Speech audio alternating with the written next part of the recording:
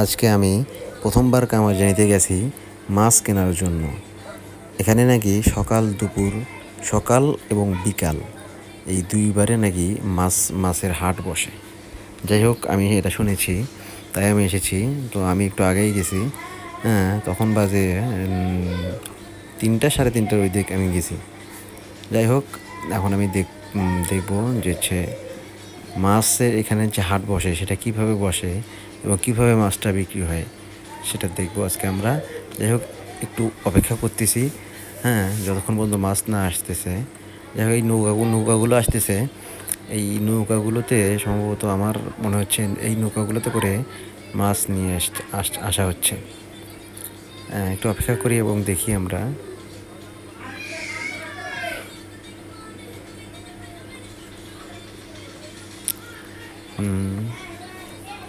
দেখি আর একটু অপেক্ষা করি, আরও নৌকা দেখা যাচ্ছে। যাই হোক, আমি ভিডিওটা বারবার পজ করতেছি, আবার চালু করতেছি, এরকম করে করে আমি রেকর্ডটা করতেছি।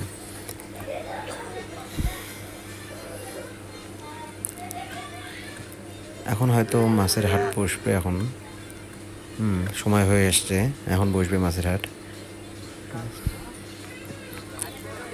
এই যে মাছের হাট বসেছে, এখন দেখুন সবাই আপনারা, মাছের হাট বসার সঙ্গে সঙ্গে কীরকম ভিড় হয়ে গেছে। যাই হোক, আমরা একটু দেখি, হ্যাঁ, কীরকম মাছের ভিড় হয় আর কি মাছ বিক্রি হয় এখানে, কীরকম মাছ বিক্রি হয় দেখি। এখানে নিলামে যেরকম বিক্রি হয় সেরকম করে মাছ বিক্রি হচ্ছে, মানে ডাকে মাছ বিক্রি হচ্ছে। আমি যে দাম বেশি বলতে পারবে মাছ তার। যাই হোক, এগুলা মাছ দেখতেছি, ডাক হচ্ছে, ডাকে মাছ বিক্রি হচ্ছে।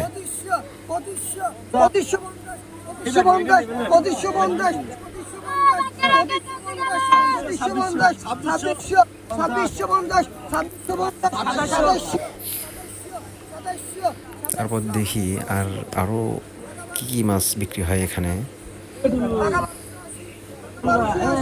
কি মাছ পাওয়া যায়, দেখি কি মাছ নেওয়া যায়।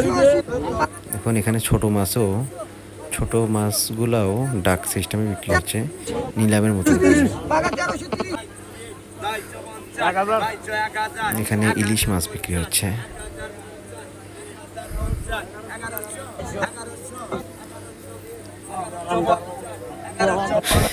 আমি এখন ইলিশ মাছ নেব। ইলিশ মাছ নিলাম আমি, ইলিশ মাছ কিনে নিলাম।